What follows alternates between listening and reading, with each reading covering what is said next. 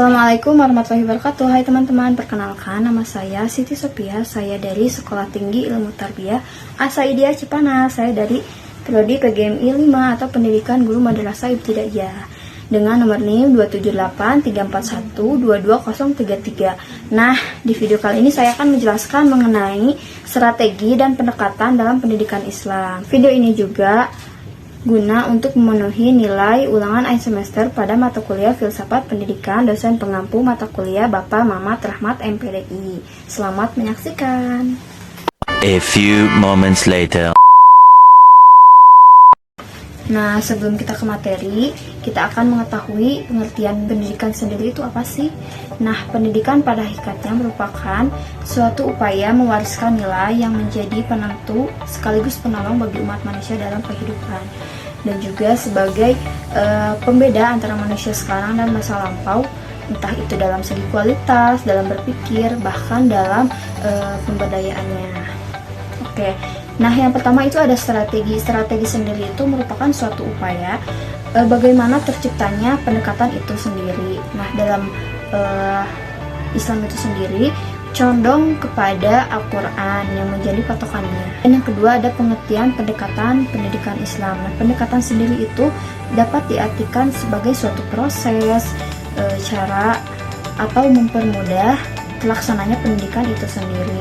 Dan dalam Islam sendiri haruslah difahami dan dikembangkan pendekatan yang pertama, pendekatan psikologis, yang kedua pendekatan sosial kultural, yang ketiga pendekatan religi, dan yang keempat pendekatan historis, dan yang kelima pendekatan komparatif, dan yang terakhir atau keenam pendekatan filosofis. Yang pertama ada pendekatan psikologis. Nah, pendekatan ini diutamakan pada dorongan-dorongan yang bersifat persuasif dan motivatif, itu dorongan yang dapat menggerakkan kognitif atau bisa menciptakan hal baru, dan juga konatif dapat menggerakkan rasa ingin tahu yang tinggi atau berpikir kritis, dan juga psikis. Jadi seseorang ingin belajar itu karena kemauan dia sendiri, atas kemauan dia sendiri, karena termotivasi oleh fasilitator itu sendiri. Misalnya ketika kita dalam kelas, kita memberikan afirmasi positif kepada siswa atau peserta didik mengenai pencapaian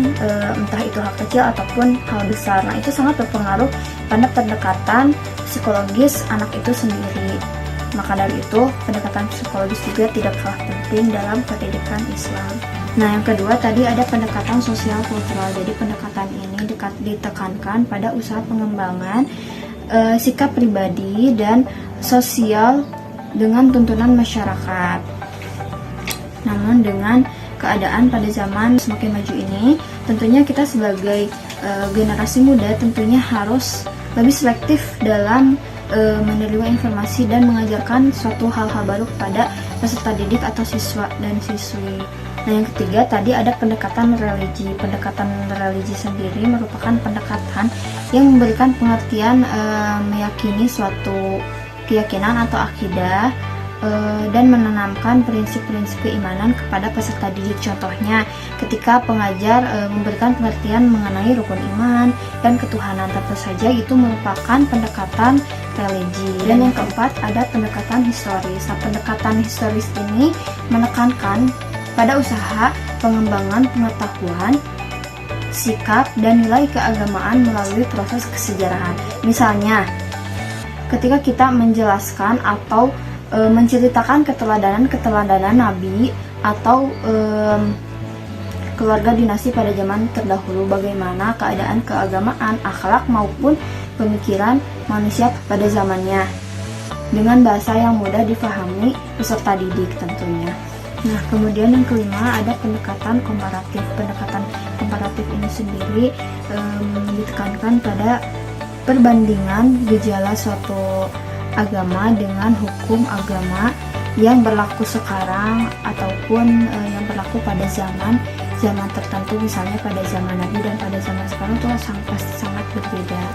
Nah, intinya pendekatan komparatif itu suatu perbandingan antara satu hal dengan hal lainnya, apakah itu merupakan suatu keselarasan atau tidak. Misalkan hukum tertulis yang ada di Al-Quran dan hukum yang tertulis pada undang-undang apakah selaras ataupun itu bertentangan dengan ajaran Islam ataupun di negara kita sendiri ini.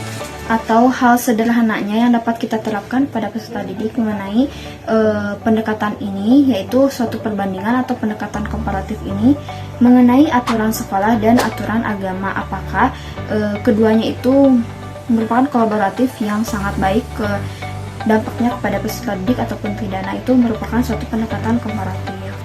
Dan yang terakhir atau yang keenam itu ada pendekatan filosofis. Tentunya pendekatan ini condong pada pendapat-pendapat para ahli atau filosofis pada zamannya dalam kurun waktu tertentu. Misalnya filsuf Islam yang menerapkan ajaran-ajaran Islam dalam kehidupan sehari-hari. Nah, dalam memilih filsuf juga kita harus berhati-hati apakah filsuf tersebut itu condong kepada agama atau mempercayai Tuhan.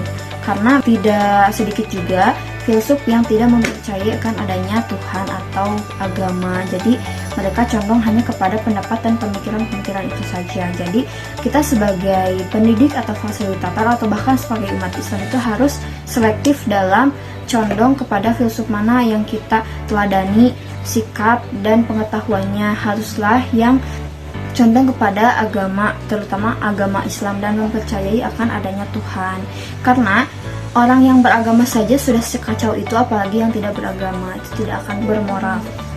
Kemudian ada paradigma dan pendekatan pendidikan Islam. Itu yang pertama, prinsip pendekatan dan kurikulum pendidikan Islam itu haruslah berdasarkan akidah ajaran Islam. Dan yang kedua juga, pendidikan Islam ini harus condong kepada pengembangan keimanan sehingga dapat menghasilkan amal soleh dan ilmu yang bermanfaat.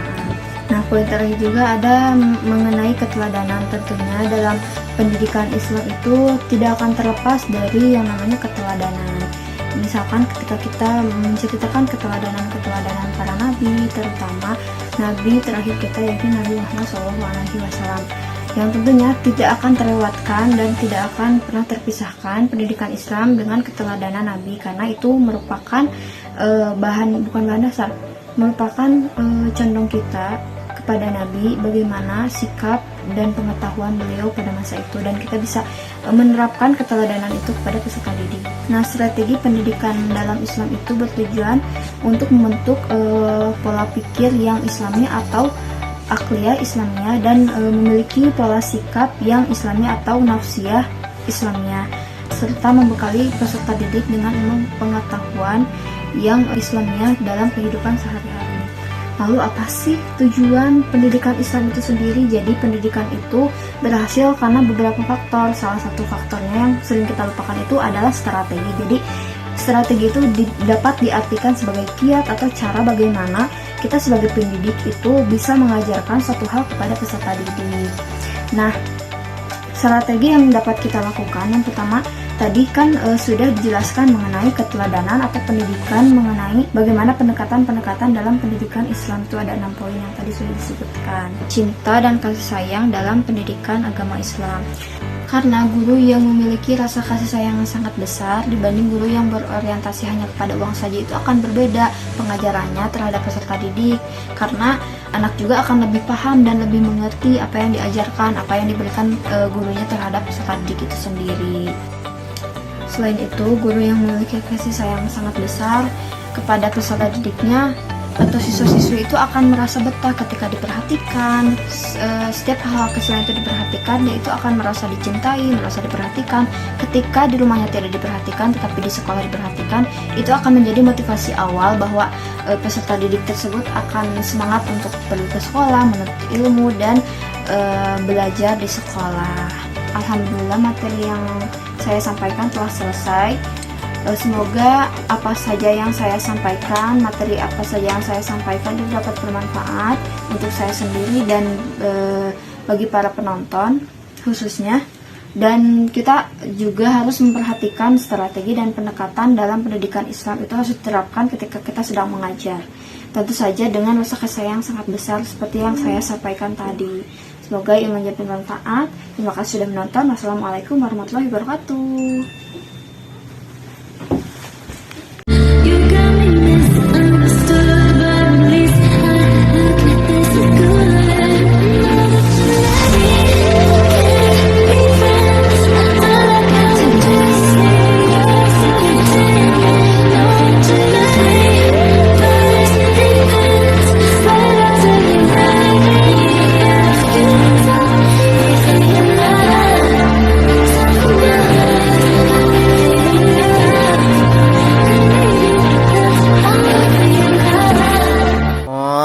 Assalamualaikum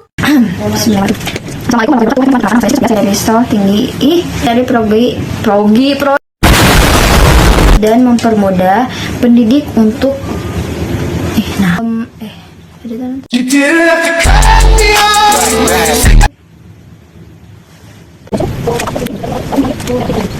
dalam Islam Bismillahirrahmanirrahim. Dalam Islam sendiri dan dalam Islam sendiri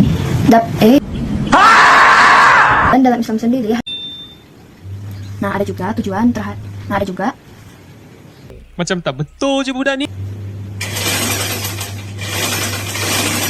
Sick of my